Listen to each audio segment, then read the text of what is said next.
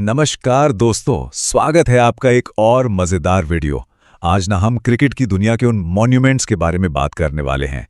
ऐसे ऐतिहासिक रिकॉर्ड्स जो वक्त के साथ साथ लिटरली पत्थर की लकीर बन चुके हैं। चलिए इस एक्सप्लेनर में चलते हैं आईपीएल के सबसे अनटचेबल और एपिक रिकॉर्ड्स की एक ऐसी जर्नी पर जो हर क्रिकेट फैन का दिल जीत लेगी। अब एक बात खुद सोचिए, आजकल टी20 क्रिकेट में 250 यानी 250 से ज्यादा टीम टोटल्स बनना एकदम आम बात हो गई है, राइट? तो सवाल ये उठता है कि क्या इस मॉडर्न हाइपर अग्रेसिव एरा ने पुराने रिकॉर्ड्स की अहमियत कम कर दी है? क्या इन फ्लैट बैटिंग पिचेस और छोटी बाउंड्रीज के दौर में कुछ भी अचीव करना आसान हो गया है? या फिर कुछ ऐसी एपिक परफॉर्मेंसेस हैं जो इस मॉडर्न क्रिकेट के बावजूद बिल्कुल अजय और अनब्रेकेबल खड़ी हैं? सबसे पहले चलते हैं सीधा उस तूफान के बीच जिसने उस दिन क्रिकेट का पूरा नक्शा ही बदल दिया था। अप्रैल 2013 का वक्त, बेंगलुरु का वो खचाखच भरा चिन्नास्वामी स्टेडियम, बादलों से घिरी दोपहर और सामने थी पुणे वॉरियर्स की टीम।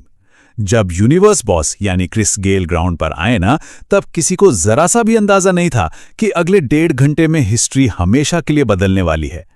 एक ऐसा रौद्र रूप जो शायद ही कोई दोबारा देख पाए।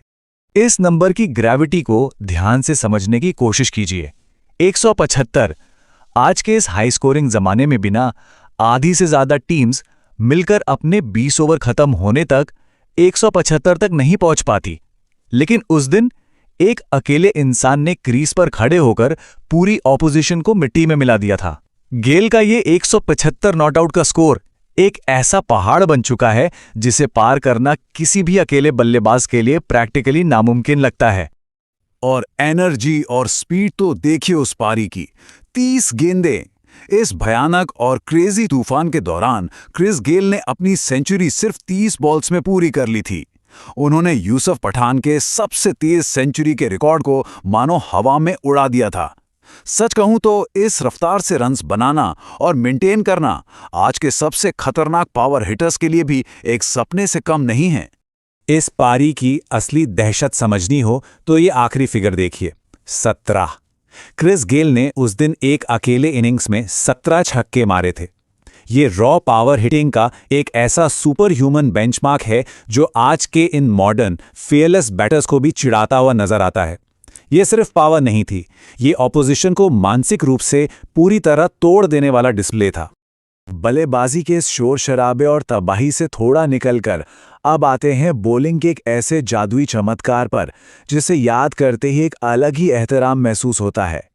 साल 2019 मुंबई इंडियंस के लिए एक यंग फास्ट बॉलर डेब्यू कर रहा था, अल्जारी जोसेफ। और उस रात जो हुआ वो क्रिकेट हिस्ट्री का एक खौफनाक और मैजिकल पल बन गया।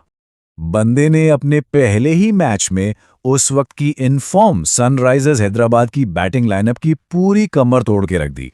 उनका ये ऐतिहासिक स्पेल देखिए। पहला विकेट आईपीएल के सबसे बड़े दिग्गज डेविड वॉर्नर का।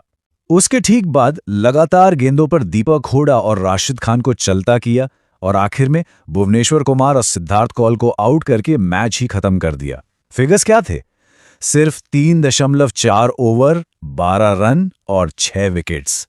और इस एक झटके में सोहेल तनवीर का 11 साल पुराना रिकॉर्ड ध्वस्त हो गया। लेकिन इस सुपर ह्यूमन परफॉर्मेंस के बाद उनका रिएक्शन क्या था? पता है उन्होंने कितनी सादगी से कहा, ये एक सपने जैसी शुरुआत है, इससे बेहतर कुछ नहीं हो सकता। मैं तो बस प्लान्स के मुताबिक बॉलिंग करना चाहता था।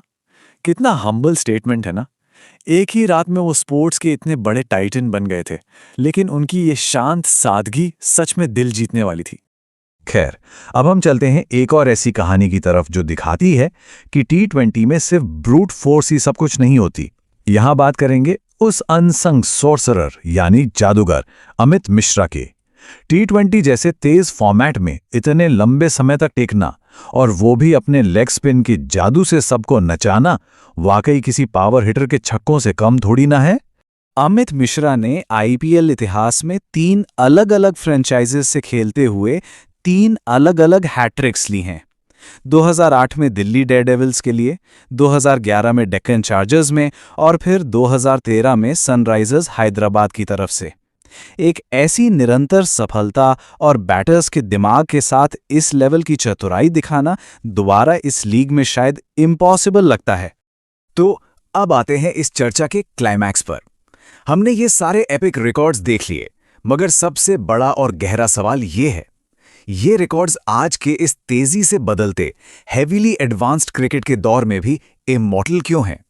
क्यों आज के बेस्ट ऑफ द बेस्ट खिलाड़ी इन्हें तोड़ नहीं पा रहे?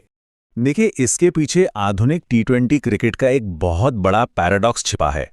पहले क्या था, टीम्स अक्सर किसी एक प्लेयर की डोमिनेंस पर निर्भर होती थी, लेकिन आज की स्ट्रैटेजीज पूरी तरह बदल चुकी हैं। आज प्लेऑफ क्वालिफाई करने के लिए बैलेंस टीम अप्रोच और नेट रन रेट पर फोकस होता है, बजाय इसके कि सारी जिम्मेदारी एक ही खिलाड़ी ले और वही पूरा टारगेट सेट करे। इस बात को इस डेटा से बिल्कुल क्लियर समझते हैं। ये देखिए, IPL 2025 के टॉप हाईएस्ट इंडिविजुअल स्कोर की लिस्ट।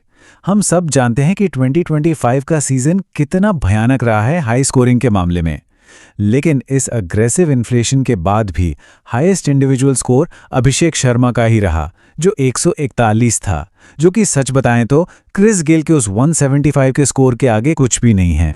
और इसके पीछे एक बहुत ही लॉजिकल और साइंटिफिक रीजन भी है। एक एकेडमिक रिग्रेशन मॉडल के अनुसार देखें तो strike rate highest individual scores का सिर्फ 9.5% वेरिएशन ही एक्सप्लेन कर पाता है। आसान शब्दों में, सिर्फ बहुत तेजी से बॉल पीटना इस बात की गारंटी नहीं है कि आप 170 या उससे बड़ा आंकड़ा अकेले छू लेंगे। इसीलिए गेल जैसी पारी सच में एक स्टैटिस्टिकल एनॉमली, एक चमत्कार थी। So the bottom line is, वो द परफेक्ट स्टॉर्म जो था ना, वो महातूफान अब हमेशा के लिए गुजर चुका है। इन क्रेजी इंडिविजुअल रिकॉर्ड्स को सेट करने के लिए एकदम परफेक्ट माहौल चाहिए था। वैसी पिच, वैसी दबी हुई ऑपोजिशन और एक फियरलेस अप्रोच जो बस मारती ही चली जाए। आज की इतनी deeply analysed balance squad strategies और इम्पैक्ट रूल्स के होते हुए वैसा स्टॉर्म दोबारा आना लगभग नामुमकिन है।